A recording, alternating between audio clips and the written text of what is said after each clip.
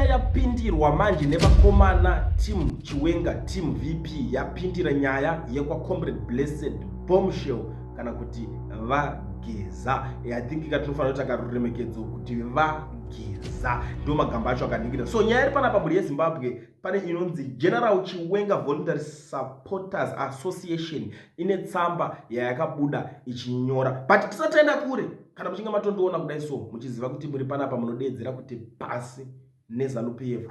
Tanga nekulike this video right now kuitira kuti ZANU-PF yacho iboikane. Ma streets ana kumira zvakanaka kunze, a lot is happening, but ma demonstration akaitwa vamwe vachiti hey business as usual whatever, you know, propaganda dzema politician even if we know kuti ma businesses akaswera akavhara, but they tried by all means vanouya vanoita kudai so geze tingenda patsamba yacho iri panapa sezvinhu zviri kutaurwa nevakomana ivava vari kuti today you have demonstrated unwavering courage and patriotism is an answering the call to defend your country from oppression. Your defense in the face of tyranny is a testament to the unbreakable spirit of the Zimbabwean people. The enemy expected fear, but you showed them the fire of determination. We strongly condemn the brutal crackdown by the police against peaceful demonstrators, but let them know no amount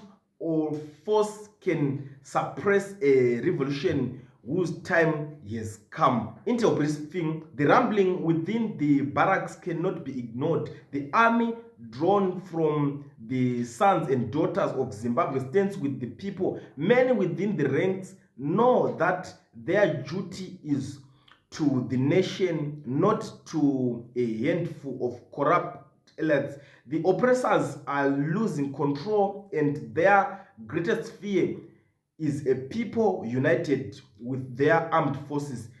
To the masses, the battlefield is set and victory belongs to the fearless. Continue to mobilize, continue to resist Zvigananda. The struggle does not end until General Chiwenga leads Zimbabwe to greater heights. Ndo mashoko aripo patsamba yakabuda ipapapa madzadiwa inonzi General Chiwenga Voluntary Supporters Association. Ndo tsamba yavakabudisa pakanga papera kuitwa zvemachi yakanga iriko demonstration. Unokuza kuti vanhu iko zvinezvi vari pane zvakawanda zvekutaura, vamwe vari kuzoti pakazonzwa aya pakazodai, ende tiri kunzwa nyaya dzakawanda dziri kubuda pamusoro pezvinhu zvese zviri papa, but let's just watch the space. Zvakakosha kumbonyatsogarisika pasi muchiteerera kuti munyatsonzwisisa kuti chii chiri kuitika. So ndisandaenda kure, kana uchinge uri muSouth Africa uchida kuregisterwa company yako, gara wabata veEducation Research ana mukoma Owen. Kana uchinge uchida kuvhurirwa zvekare neFNB business account without a work or study permit, zvakakosha, vanokuitira zvinhu zvako faster wotoziva kuti iwe wasara wapa palaka. So contact them on the numbers that are showing on the screen. Gara wangu wabata ungotaura navo ipapa kuti aiwa ndabva kuna kulendi ndinazwa kuti imimi ndimi munoregistera vanhu macompany in South Africa. Foneranai navo ipapapa muvhurirwa maFNB business account. Chakanakira maaccount aya unoita maonline payments, unoitirwa zvese zvaunongochida zvinongoita chikuita nemari. Mungoziva kuti kutotambira mari foreign currency yacho kungosendera mari kana nemunhu ari kuZimbabwe ka1 kechike yapinda munhu ari kune dzimwe nyika. So unongoziva kuti zvinoitika mabusiness is all about kuitirana matransactions. Unongo wakuita zvese EFT zvese nemaaccounts iwayo. So garai mavabata kune vamwe vanoita zvecontract, unoda unongosirwa mari yako pasport deposit whatever. Saka zvakakosha kuti ugare waregister company yako uitiro. So vabatei ipapa. Kana uchingoripo uchida kuadvertisa rako business, gara wabata inini izvo kuadvertise zvimunobata inini manje handiti ndokuitira ndokuadvertisera. Unongobhadharawo mbichana handimazviona, ndobva ndakuitira zvinhu zvako zvoita se zvotokufambira wotoita yauri kuita. Ndiri ipapo, regedzai ndiregedze kupedza nguva yenyu muri yeZimbabwe. Zvakakosha, sarai makateerera, pane zvinhu zviri kutaurika iko zvinezvi vanhu vari kutaura zvinhu vakawanda. So zvakakosha kana muchinge mune something muchida kusenda maaudio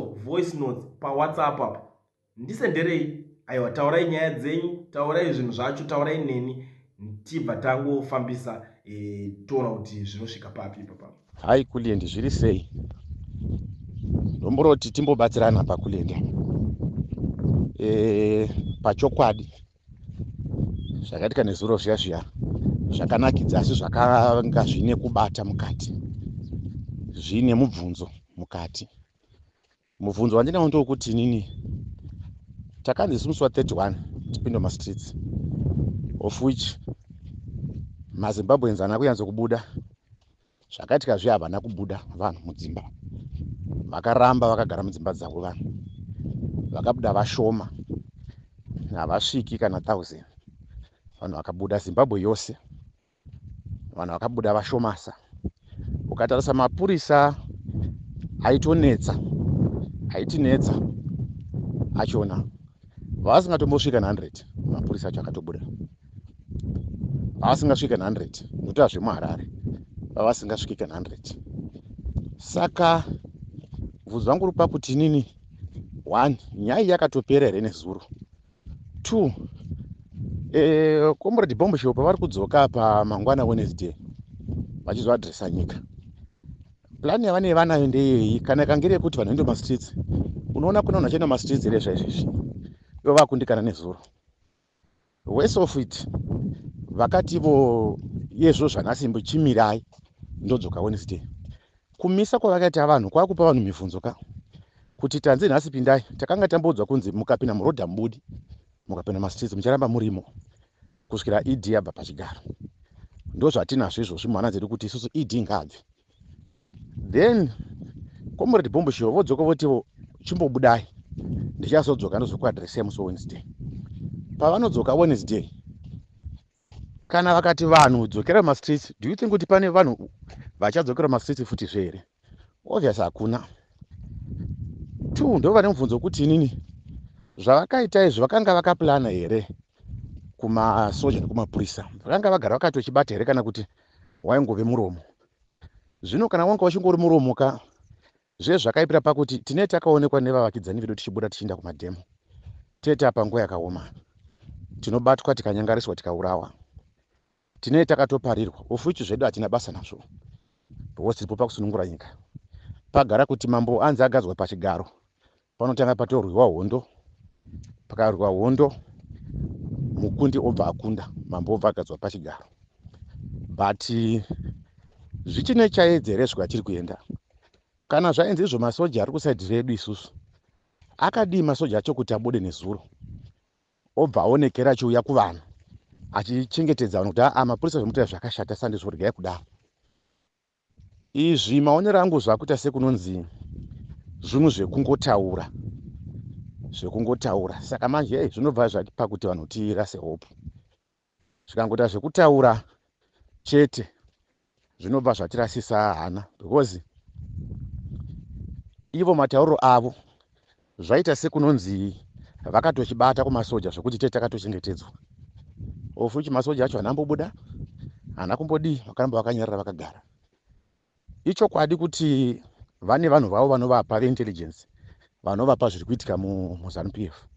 Sezvavakataura zvatagwire izvi kuti ari kuiswa muCentral Committee, ndizvozvo akatoiswa vakataura asati aiswa. Ichokwadi icho chitakacho kuti vane chokwadi. Comrade Bombshell vane chokwadi. But apa pamanje apa takaonekwa tichibuda tichienda kumadhemo. Now takunzi mbobudai, chimbomirai, tomira.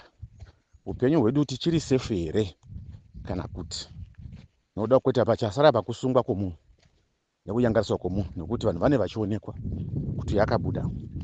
Staive takabata shoko rokuti tikapinda hatibudi, toramba tirimo. Saka manje ipapo hameno kuti pachafambiswa sei, nekuti tava kutya zvedu vamwe kuti kozvizvo akuitika izvi, nekuti sandizvo zvataitarisira. Ende uye maZimbabweans zvavo pachokwadi vakarasisa nezuro, kurasisa chako.